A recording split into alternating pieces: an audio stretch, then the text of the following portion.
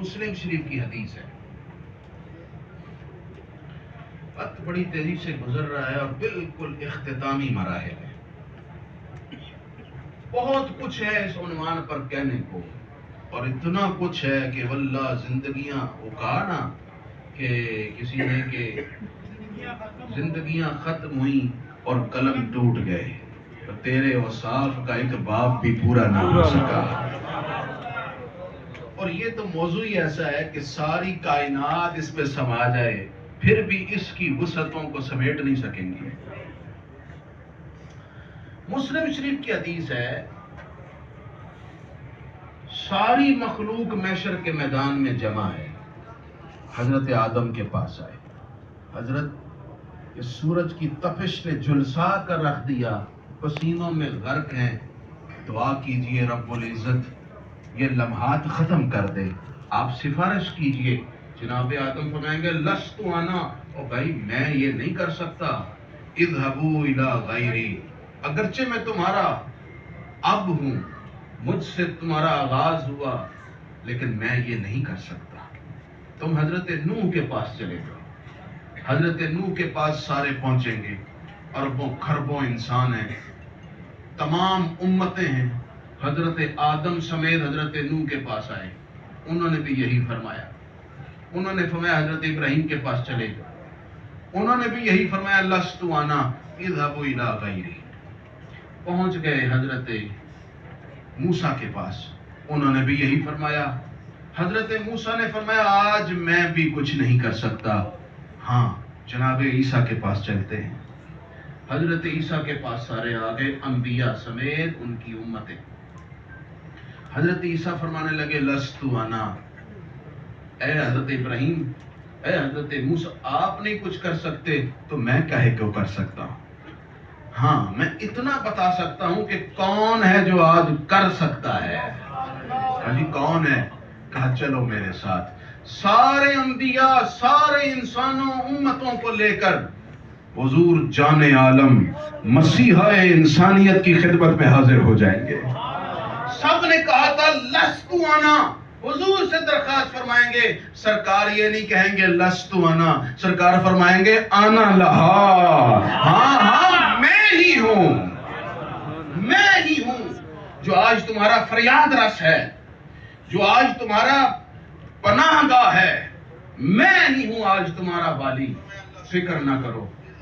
سرکار ان سب کو یہ دلاسا دے کر سجدہ میں گر جائیں گے، تراز کر دیں گے سجدہ. اللہ کی حمد اور تسبیح بیان کریں گے. سب پر سناٹا طاری ہے. اچانک رب العزت کی طرف سے حکم ہوگا پیارے محبوب ارفع راسک، آپ اپنا سر انور سجدے سے اٹھا لیں. سب کو حکم ہے سجدے کرو، لیکن میرے محبوب کا ایسا سجدہ نیاز ہے. رب فرمائے گا محبوب سجدے سے سر اٹھا لیں. حضور سجدے میں فرمائے گا سجدے میں سر اٹھا لو. قل، آپ فرمائیے، تطاع، جو بات آپ کہیں گے وہ مانی جائے گی. وشفع تشفع، آپ کہیے تو سو، آپ کہہ تو دیں کس کو بخشنا ہے. جس کی جانب آپ اشارہ کریں گے ہماری رحمت بڑھ کر گلے لگائے گی اور اس کی بخشش کر دی جائے گی. جب سرکار کی یہ شان و عظمت لوگ دیکھیں گے دنگ رہ جائیں گے. اس وقت حضور کے ہاتھ میں حمد کا جھنڈا ہوگا. حضور فرماتے ہیں وَبِيَدِي لِوَاءُ الْحَمْدِ آدم ومن سواہ الا تحت لوائی. حضرت آدم سے عیسیٰ تک سب میرے جھنڈے کے نیچے کھڑے ہوں گے. اور اس وقت حضور جب حمد کا جھنڈا لے کر کھڑے ہوں گے تو رب العزت اپنے محبوب کی تعریف فرمائے گا. اس کے حوالے سے قرآن نے کہا عسیٰ ان یبعثک ربک مقاما محمودا. محبوب ہم آپ کو وہ وقت قریب ہے مقام محمود پر فائز کریں گے. اب اللہ بھی اپنے محبوب کی تعریف کرے گا، ساری مخلوق کہے گی واہ واہ واہ واہ، کیا ہی ذوق افزا شفاعت ہے تمہاری، واہ واہ قرض لیتی ہے گناہ پرہیزگاری واہ واہ. سرکار کو دیکھ کے سب واہ واہ کریں گے, حضور کی بے پناہ تعریف کی جائے گی.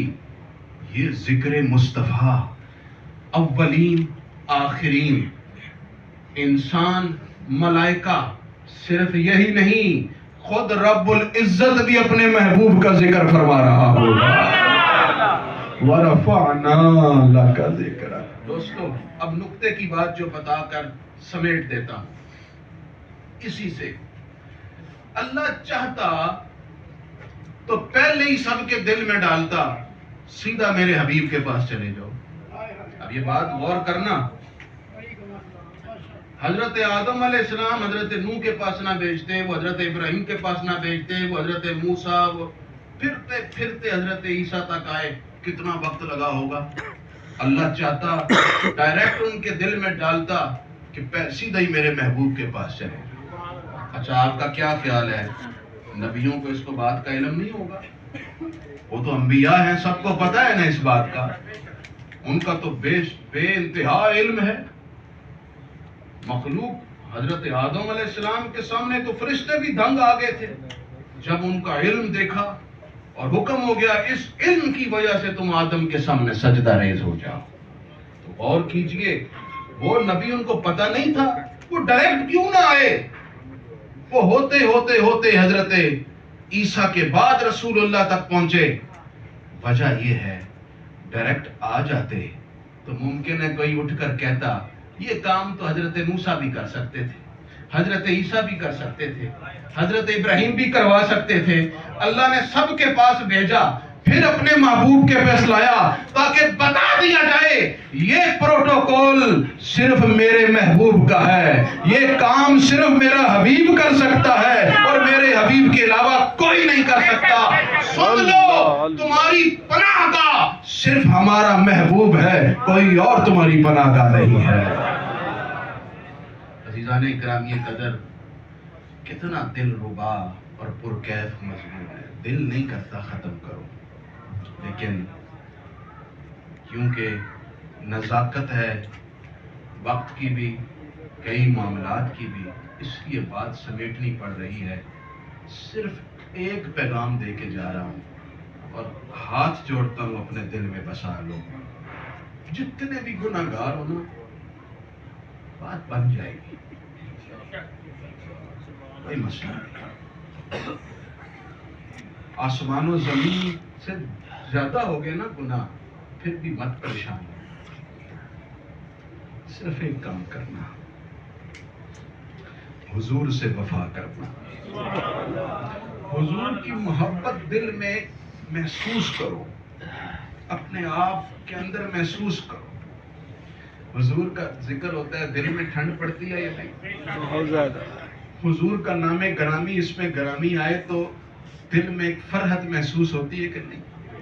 آپ نے ترکوں کو دیکھا ہوگا, چلے کم از کم ارطغرل غازی نے, عثمان غازی نے تو آپ کو دکھایا ہوگا کہ جب حضور کا نام آتا ہے نا تو یہاں دل پہ ہاتھ رکھ کے ایسے ہوتا ہے. یہ کیا ہے؟ اظہار محبت ہے. صرف یہ محبت پکی کر لینا تو آگے کیا ہوگا. مجرم بلائے آئے ہیں جاؤ کا ہے گواہ, پھر رد ہو کب یہ شان کریموں کے در کی ہے. اعلیٰ حضرت فرماتے ہیں میری قسمت بری ہو تو بھلی کر دے کہ ہے محو اس بات کے دفتر پہ کروڑا تیرا. یا رسول اللہ آپ کی شان یہ ہے, لوح محفوظ آپ کی آنکھ کے سامنے ہے. گناہگاروں کے گناہ جتنے ہوئے رب نے آپ کو یہ اختیار دیا ہے, جس کا نامہ اعمال چاہیں اپنی ایک نظر سے صاف کر دیں. وہی پناہ گاہ ہیں, وہی سب کچھ ہے. اللہ نے انہیں اپنی بارگاہ کا وسیلہ اور اپنی جناب کا دروازہ بنایا ہوا ہے. غالب سنائے خواجہ بیزدان گذاشتیں کہ آن ذات پاک مرتبہ دانے محمد صلی اللہ. وآخر دعوایا ان الحمدللہ رب العالمین.